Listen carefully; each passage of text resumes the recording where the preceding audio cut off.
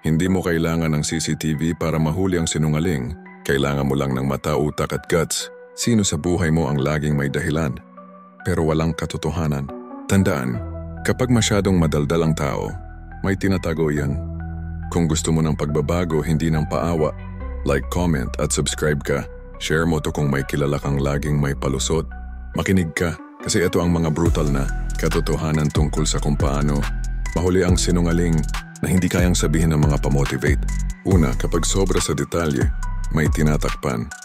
Real talk lang. Hindi mo kailangan ng FBI training para mahuli ang sinungaling. Kailangan mo lang matutong makinig sa mga salitang hindi sinasadya. Yung sobra, yung hindi mo naman tinanong, pero pinilit isingit. Kapag ang isang tao sumagot sa simpleng tanong ng parang gumagawa ng script para sa teleserye, alam mo na agad. Kasi ang totoo, niyang nagsasabi ng totoo, diretsyong sagot lang. Walang drama, walang sound effects, walang kung ano-anong side story na parang Netflix episode. Sa psychology, ito ang tinatawag na overcompensation. Kapag nagsisinungaling ang isang tao, hindi lang siya basta nagsisinungaling, nagtatayo siya ng entablado. Scripted ang kwento. Gusto niyang makuha ang emosyon mo, ang tiwala mo, kahit wala siyang balak maging totoo sa'yo. Example, tinanong mo lang saan ka galing kagabi, pero ang sagot niya, alam mo kasi, after ng meeting namin, bigla akong tinawagan ng boss ko. Tapos sobrang traffic pa kasi may nasiraan sa EDSA. Tapos nag-decide na lang ako na mag-grab, pero ang tagal dumating so naglakad. Na lang ako papunta sa mall kasi gutom na ako. Wait, teka lang. Tanong lang naman, saan ka galing? Bakit parang buong diary ang binasa sa'yo? Kapag may sinasabi siyang parang kwento ng isang pelikula, tandaan mo, baka ikaw lang ang audience. At ang ending, ikaw ang maloloko. Simple lang ang totoo. Hindi kailangang ipaglaban, hindi kailangang palitawin. Ang kasinungalingan kailangan ng props. Kaya next time na makaramdam ka ng, bakit parang ang dami niyang sinasabi? Huwag mong isipin na honest siya. Isipin mong tinatakpan niya ang hindi niya masabing totoo. Hindi lahat ng palad na bukas malinis. At hindi lahat ng kwento, totoo. Ang totoong tao hindi madaldal, pero ang sinungaling, scripted na parang artista. Pangalawa, kapag defensive agad, guilty yan. Hindi ka pa nagsusumbat pero galit na agad? Baka kasi totoo ang duda mo. Kapag tinanong mo lang saan ka ba galing, tapos biglang sumabog ang boses niya, bakit? Hindi ba ako pwedeng lumabas? Konting tiwala naman Teka lang, wala ka namang sinabing masama. Simple lang tanong mo pero parang sinampal mo siya ng guilt. Bakit siya triggered kung wala siyang tinatago? Ayon sa projection theory sa psychology, ang mga sinungaling, madalas silang defensive dahil may internal guilt silang itinatago. Hindi kanya talaga kinagagalitan. Kinakabahan siya na baka mahuli mo, kaya bago mo pa siya masapul ng totoo, uunahan ka na niya ng galit para ikaw ang ma-intimidate, para ikaw ang umatras. Pero tandan mo, ang galit na wala sa lugar, kadalasang may bahid ng kasalanan. Hindi normal ang sobrang depensa kung walang atake. Kapag ang isang tao biglang nagdadahilan, nag-aakusa, o nagmamakaawa, hindi yan guiltless. Baka tinatabunan lang niya ang totoo gamit ang ingay. Ang guilty na tao parang magnanakaw sa bahay ng may CCTV, hindi mapakali, hindi matahimik, pero ang lakas ng sigaw. Minsan para hindi ka tumingin sa ebidensya, sisigawan ka na lang niya hanggang mawalan ka ng boses. Kapag naging emotional ang simpleng tanong mo, huwag kang umatras. Huwag mong hayaan ang drama niya ang magpatahimik sa duda mo. Kasi minsan yung pinakamaingay, siya rin yung pinakamay tinatago.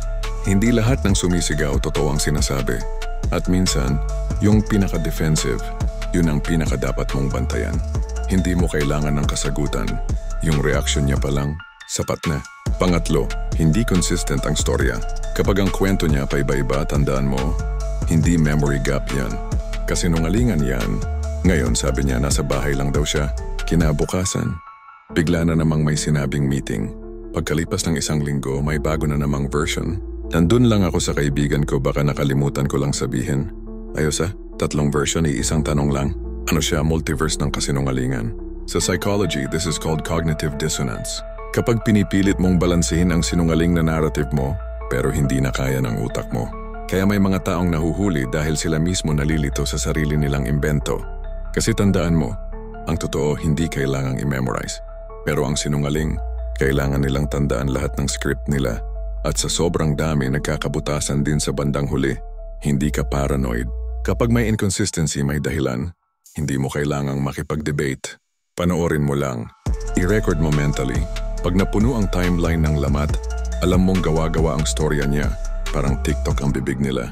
Laging may bagong version, may bagong trend, may bagong filter. Pero sa dulo, lahat scripted. At ikaw ang audience na niloloko, wala nang mas malinaw pa na senyales ng sinungaling kaysa sa sarili niyang kalituhan. Kapag bawat tanong mo may panibagong sagot, huwag kang mag-adjust. Ang tanong, hindi naman nagbago. Pero ang sagot, paikot-ikot. Bakit? Kasi paikot-ikot ka na rin sa laro niya. Hindi mo kailangang mahuli siya sa akto. Minsan sapat na yung mga inconsistencies para buuin ang buong puzzle. At kung ayaw mo nang maloko, tigilan mong balewalain yung mga palusot na hindi tugma. Pang-apat, nagbabago ang body language. Pwedeng matutunan ang pagsisinungaling, pero hindi kayang kontrolin ang katawan habang ginagawa yon. Napansin mo, kapag may tinanong kang mabigat, biglang napapatingin sa ibang direksyon, biglang nagkakamot ng bato, biglang hawak ng ilong, biglang nanginginig ang boses, yung kamay pawis, yung postura, parang may iniipit na kabang hindi lumalabas. Walang sinabi pero ramdam mong may mali at hindi ka nagkakamali. Sa dark psychology may tinatawag na non-verbal leakage. Ito yung mga hindi sinasadyang kilos ng katawan na lumalabas pag naglalaban ng isip at konsensya. Kasi kahit trained magsinungaling ang utak, ang katawan hindi marunong magpanggap. May disconnect. Ang bibig sinasabi wala akong ginawang mali, pero ang katawan niya sumisigaw. Hulihin mo na ako please. Kapag tapat ang isang tao, kalmado ang galaw. Stable ang mata, walang unnecessary movement. Pero kapag sinungaling, may delay sa sagot, may tension sa leeg, may micro-expressions na hindi niya kayang itago.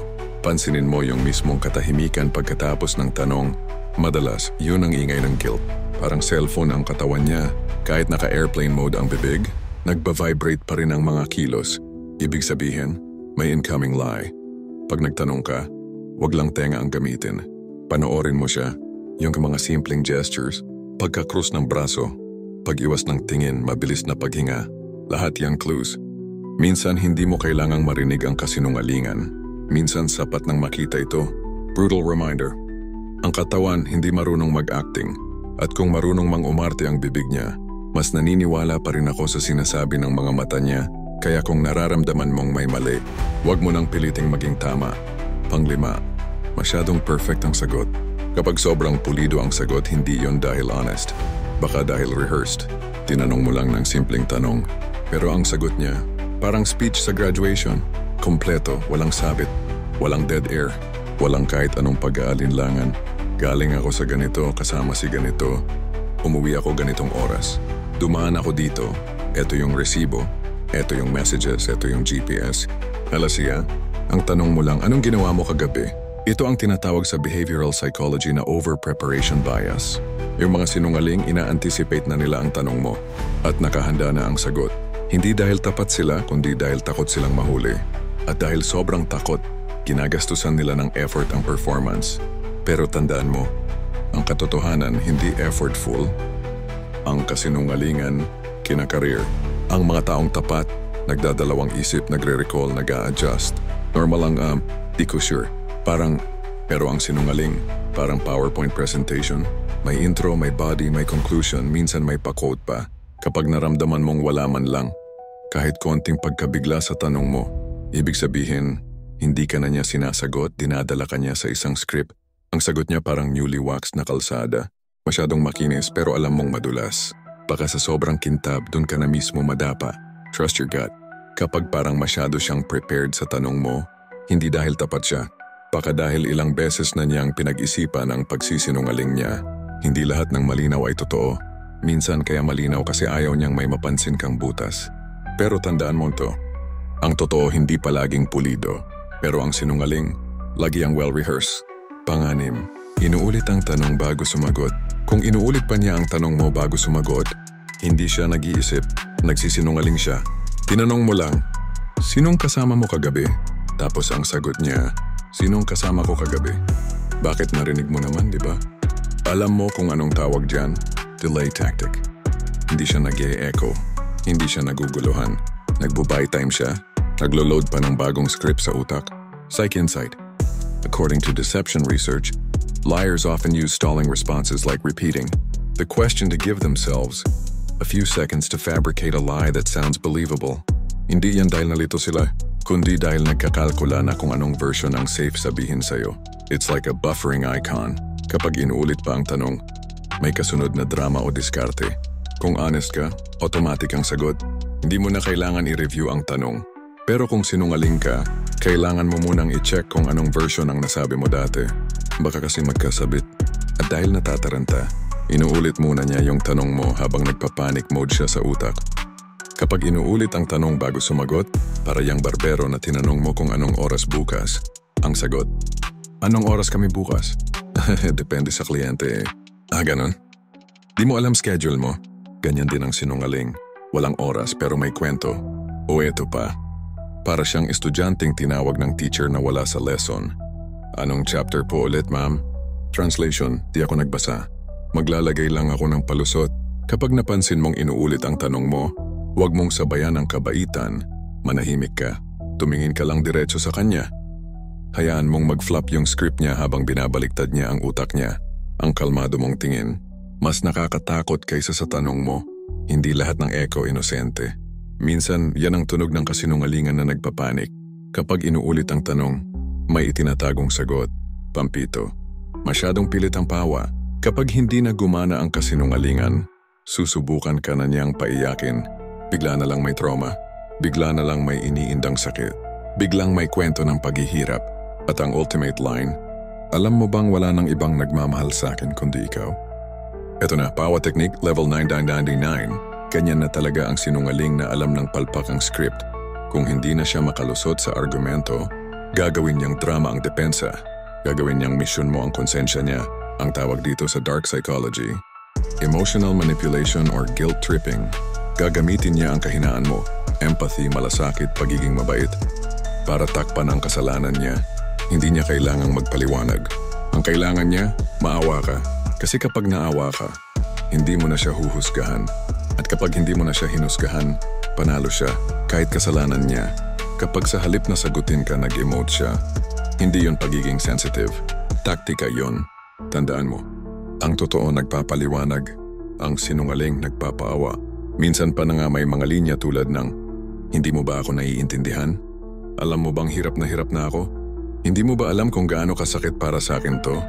Pero teka lang, ikaw ang niloko tapos ikaw pa ang may kasalanan. Welcome sa mundo ng mga expert gaslighter. Para silang artista sa low-budget drama. Wala sa script ang iyak pero tinutulo. At kahit walang music, ramdam mo yung fake sadness. Parang batang na huling nagnakaw ng candy. Biglang iiyak pero hindi dahil nagsisisi. Umiiyak kasi ayaw mapalo. Huwag mong hayaang talunin ka ng awa. Oo, mabait ka, pero hindi ka uto-uto. Hindi mo responsibilidad ang emosyon ng taong marunong magsinungaling. At lalong hindi mo dapat akuin ang sakit ng taong sinadya kang saktan. Ang sinungaling na desperado hindi nagagamit ng utak, gagamit na ng luha. At kung hindi mo pa rin kayang makita ang pattern, baka ikaw na ang sumusulat ng script nila. Pangwalo, binabaliktad ka. Kapag ikaw na ang lumalabas na masama, kahit siya ang may atraso, master manipulator na kaharap mo, tinanong mo lang ng simple, bakit hindi mo sinabi sa akin?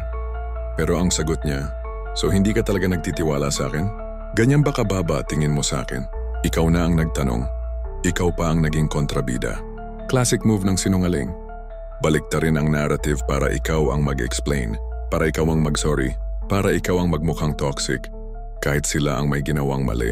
Ito ang tinatawag na gaslighting, isang psychological manipulation technique na ginagamit para pagdudahan mo ang sarili mong katinuan. Kapag paulit-ulit kang ginagawang mali kahit malinaw na may mali sa kanila, unti-unti kang mabubura. You begin to question your memory, your judgment, your worth. At pag na-perfect nila to, kahit harap-harapan ka ng niloloko, magsosorry ka pa rin dahil sa guilt na sila rin ang nagtanim sa'yo. Kapag sa bawat tanong mo, ikaw ang ginagawang insecure. Kapag sa bawat sagot nila, ikaw ang may kasalanan. Kapag sa bawat away, ikaw ang laging OA or masyadong sensitive. Hindi mo nakausap ang partner, kaibigan o kapamilya. Kausap mo na ang isang pathological manipulator. Parang yan yung tropa mong umutot sa jeep. Tapos ikaw pa ang tiningnan ng masama ng lahat.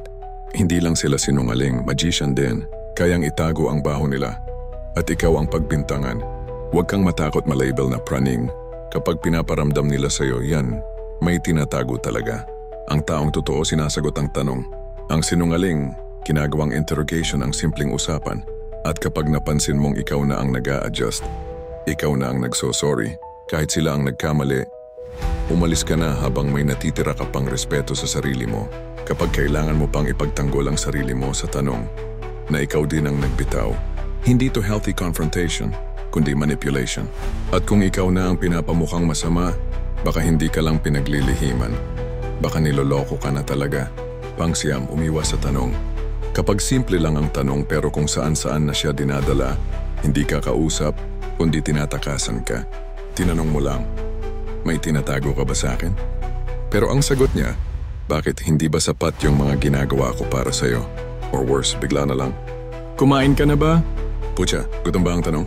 Minsan hindi no ang sagot ng sinungaling. Minsan distraction. Kapag hindi ka sinasagot ng diretsyo, ibig sabihin di sila interesado sa katotohanan. Mas interesado silang makatakas. This is called cognitive avoidance. Kapag ang isang tao ay nahaharap sa tanong na maglalantad ng kasinungalingan, ang natural response ay iwasan ito o ilihis ang usapan. Bakit? Dahil ang utak niya nasa survival mode na. Lahat ng bagay pwedeng pag-usapan, huwag lang yung totoo. Kapag bigla siyang naging sobrang maasikaso, sweet, clingy, or biglang may surprise, hindi laging dahil love ka niya. Minsan diversion tactic yan. Gusto niyang palitan ang focus mo para malimutan mong may dapat ka palang itanong. Emosyon ang ginagamit para takpan ang intensyon. Parang traffic enforcer na alam mong may violation ka, pero sa halip na hulihin ka, biglang ngingitian ka na lang at sabay tanong, "Sir, saan ka nga pala nakatira?" Lintik, di mo alam kung ticket o tsikahan ang dala. Kapag napansin mong palaging bigo ang tanong mo, hindi dahil mali ka magtanong, baka talagang hindi siya handang sagutin. At kapag paulit-ulit kang ginagawa ng dahilan, pinapadulas ang usapan, pinapalitan ang topic, isipin mo to. Hindi lahat ng tumatahimik walang kasalanan. Minsan tumatahimik dahil ayaw mabulgar ang kasinungalingan. Ang sinungaling, hindi laging nahuhuli sa sagot. Minsan nahuhuli sa pag-iwas. At kung kailangan mong habulin ang katotohanan sa bawat usapan, baka hindi mo na kailangang ituloy ang tanong. Kailangan mo na lang tanggapin ang sagot sa kilos, hindi sa salita. Pang-10, hindi makatingin sa mata o masyadong nakatitig. Ang mata, walang script. At doon madalas nadudulas ang kasinungalingan. Kapag tinanong mo siya at hindi ka makatingin sa mata, o kaya naman sobrang titig, parang sinasapian, pareho lang yan, defensive behavior. Isa, takot mahuli. Isa, pilit kang kinokontrol gamit ang tingin. Ang taong may tinatago madalas hindi makatingin, pero ang mas mapanganib, yung sobrang tagal makatingin kasi gusto kang paniwalain. May dalawang uri ng liars pagdating sa eye contact. Avoiders, dahil natatakot sa rejection kaya umiiwas ng tingin. Overcompensators, yung mga sinungaling na trained, kaya tumitig ng matagal para magmukhang confident. Pero tandaan, eye contact is not always truth. It can be used as a weapon, lalo na ng mga manipulative, at ayon sa body language experts. Kapag too long or too little ang eye contact, it's not natural. It's calculated. Kapag may integrity ang sagot, relaxed ang mata. May kusa. May timing. Hindi stiff, hindi evasive, hindi hostile. Pero ang sinungaling, either iwas tingin dahil nagpapanik, o kaya sobrang titig para kunwari matibay ang paniniwala. Pero kahit anong gawin niya, hindi makakapagsinungaling ang pupil, ang kilay, ang sulyap, ang blink rate. Parang horror movie yan. Yung killer, either hindi mo matingnan, o tinititigan ka habang hinihiwa ka. Both ways, mapapaisip ka. Ito ba ay tao o demonyo na sanay magsinungaling? Huwag kang paloko sa eye contact. Hindi ibig sabihin nakatingin siya sa'yo. Nagsasabi na siya ng totoo. Minsan nga, mas nakakatakot pa yung mga taong ang tibay tumingin. Kasi sila rin ang pinakatibay magsinungaling. Hindi mo kailangan ng test, ng device, ng expert. Minsan sapat na ang mata. Dahil kahit anong role ang gampanan nila, yung mata nila ang madalas sumisigaw ng tulong, nagsisinungaling ako. At ikaw, kung ayaw mong maloko, matuto kang tumingin. Lahat ng sinabi nating signs, hindi mo kailangang manghula. Kasi sa totoo lang, matagal mo nang alam, nararamdaman mo, napapansin mo. Pero ang problema, pinipili mong hindi pansinin dahil ayaw mong masaktan. Pero guess what? Yung pagpapanggap mong baka hindi naman, yan mismo ang dahilan kung bakit ka paulit-ulit na niloloko. Kung ilang beses mo nang nakita ang inconsistencies, kung ilang beses ka nang ginawa ng drama, ginawa ng kwento, kinaslight, pinagtaguan, pinatahimik, at nandyan ka pa rin, hindi mo na problema ang sinungaling. Sarili mo na ang kalaban mo. Walang sinungaling ang nagtatagal kung walang biktimang handang magpauto. At kung ikaw to, na bawat palusot niya may kapalit mong, sige na nga, huwag mong sabihin na hindi mo nakita to. Lahat ng red flag, ikaw ang tumakip sa mata mo. Lahat ng bulok na rason, ikaw ang tinanggap na parang totoo. Kaya wag ka nang magtaka kung bakit paulit-ulit ang cycle. Hindi lang siya ang sinungaling, baka ikaw din, sinungaling sa sarili mong nararamdaman. Kung gusto mo ng pagbabago, hindi ng pawa, like, comment at subscribe ka. At kung may kakilala kang master sa palusot at drama, i-share mo to. Baka sakaling matauhan sila. Ang sinungaling, hindi ka lang niloloko. Pinapaniwala ka rin na deserve mong maloko. At kung naniniwala ka pa rin, baka hindi na siya ang problema, ikaw na.